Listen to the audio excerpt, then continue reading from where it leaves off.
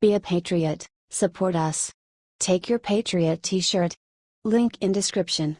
Thank you and God bless you and America. Top Trump enemy arrested, facing prison time. Alabama Governor Robert Bentley, who once said he could not vote for Donald Trump due to the offensive comments he made about women, resigned in disgrace on Monday over allegations he used public resources to carry out and conceal an affair with his former top aide. The Washington Post reported that on the same day he resigned, Bentley also pled guilty to 2 misdemeanor charges related to covering up the alleged affair, one for failing to file a major contribution report and another for knowingly using campaign contributions for personal use. Bentley had been fighting the allegations for over a year, but he resigned after state lawmakers opened impeachment hearings against him and state Republican officials called for him to step down. "I love the people of this state with all my heart," he said as he announced his resignation. Minutes before, Bentley was forced to pose for a mugshot at the Montgomery County Jail. A 3,000-page report was released by the Alabama House Judiciary Committee attorney last Friday detailing the various indiscretions made by the governor as he tried to keep his affair with his married aide, Rebekah Caldwell Mason, a secret. The Alabama Ethics Commission recommended last week that Bentley be charged with 4 felonies related to campaign finance and ethics fraud tied to his affair, including an allegation he illegally loaned Mason campaign money for legal funds. Bentley came with the state attorney general's office that he would plead guilty to misdemeanor charges in an effort to avoid felony charges and potential jail time. Bentley is now facing up to a year of probation and 100 hours of community service, and he must also turn over some $37,000 in campaign funds to the state.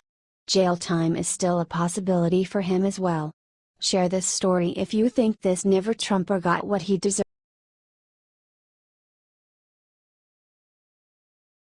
Illegal aliens block traffic in Texas to protest against Trump, then get a nasty surprise. A pro-illegal immigrant march called Mega March 2017 was held in Dallas, Texas last Sunday, but it didn't go nearly as well as the organizers had planned. Right-wing news reported that organizers ended up being off on the amount of people who showed up by nearly 100,000. Back in 2006, the Dallas Mega March drew in an estimated 500,000 people who took over the entire city.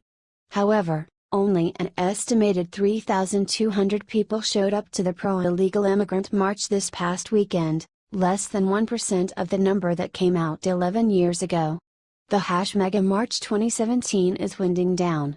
The crowd estimate was about 3,200 and there were no reported incidents or arrests, the Dallas Police Department said on Twitter, showing how lame this protest really was. The desperate organizers compressed the march to half the width of the road to try to make it look more successful than it was, but nobody was buying it. "We demand that the aggressions against the undocumented and immigrant community stop. Resistance here to stay no ban no wall human rights," the rally organizers wrote on Twitter on Saturday to try and promote their march. No wonder nobody showed up. Reporters on the scene had no choice but to admit that the protest was a massive fail. Share this story if you think these liberal protesters got what they deserve.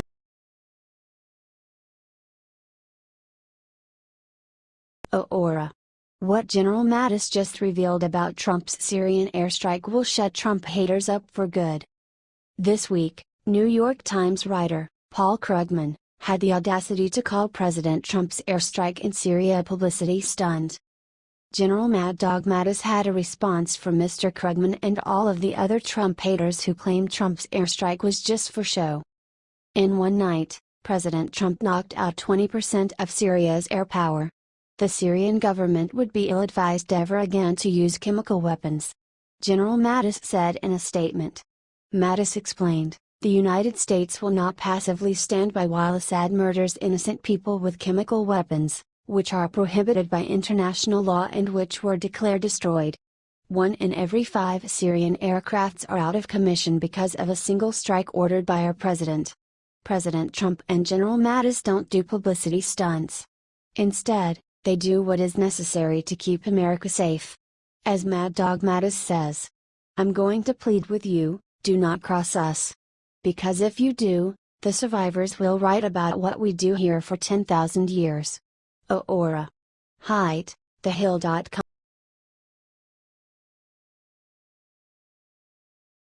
After insulting Trump, this jackass Alabama governor got slapped with Trump's revenge. In October, Alabama Republican Governor Robert Bentley said that he would not vote for Donald Trump after the videotape of him leaked talking about groping women.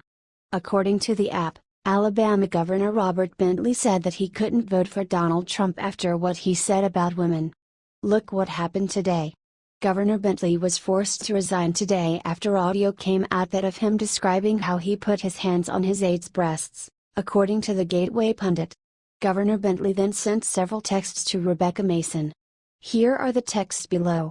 This is why you don't mess with Trump. Karma will take you down. God bless Trump. He is going to drain the swamp and make this country great again. Keep the energy up. We can't let the Democrats get us down. Share this 500,000 times everywhere, patriots. H/T.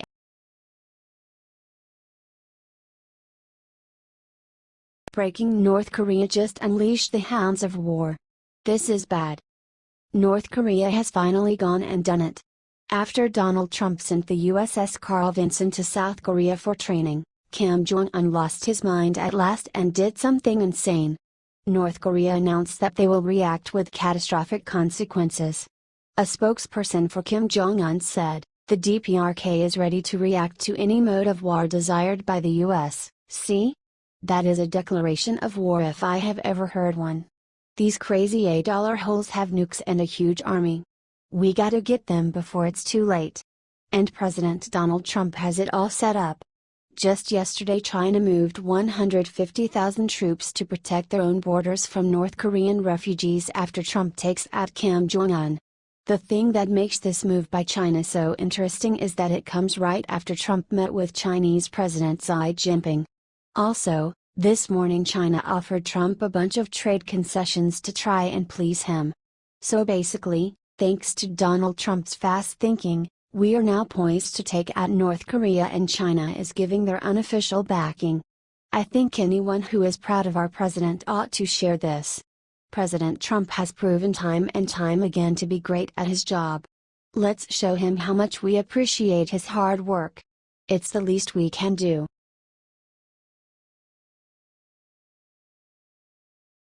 It's happening. Jeff Sessions said 2 words on the border that has everyone freaking out. He said that it is a new era. It's happening. Attorney General Jeff Sessions just toured the U.S. Mexico border on Tuesday to talk about the Justice Department's plans for securing the border. He said something absolutely amazing. For those that continue to seek improper and illegal entry into this country, be forewarned, this is a new era. This is the Trump era, Sessions said on the border. We hear you and we have your back. Sessions proceeded to out a plan to stop illegal immigration. Thank God. This is a problem that has plagued this country for decades. All adults are to be detained at the border and 25 immigration judges will be appointed to the border, according to Breitbart. The catch and release practices of old are over, Sessions said. It's a new era on the border. Share this on your Facebook wall if you are glad about this. Thanks for reading. H/T Breitbart.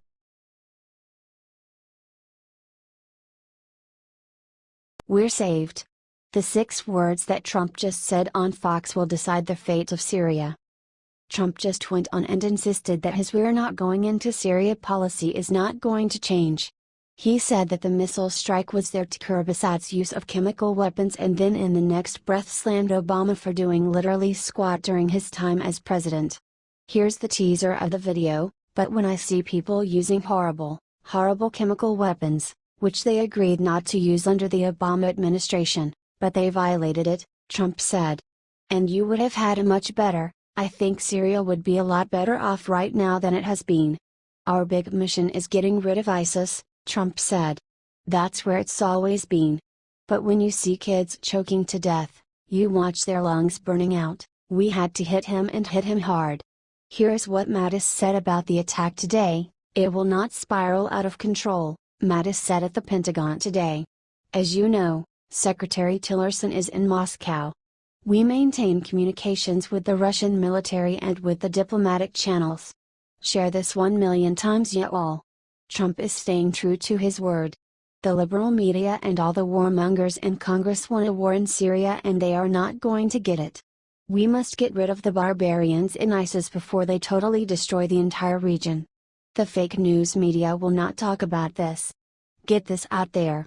H/T Daily.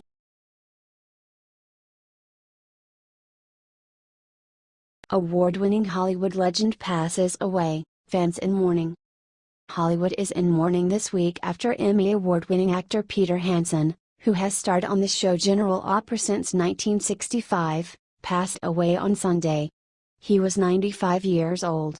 Daily Mail reported that Hansen, who had played lawyer Lee Baldwin, began starring on the popular soap opera in the 1960s, and continued making recurring appearances until 2001. He won the Daytime Emmy Award for Best Supporting Actor in 1979. Hansen entered the acting world after attending college and serving in the U.S. Marine Corps. His other acting credits include appearances in The Golden Girls, Starman, The Lone Ranger, and The Adventures of Jim Bowie. Hansen met his wife Florence when he was in high school and remained married to her for 54 years until she died in 1993.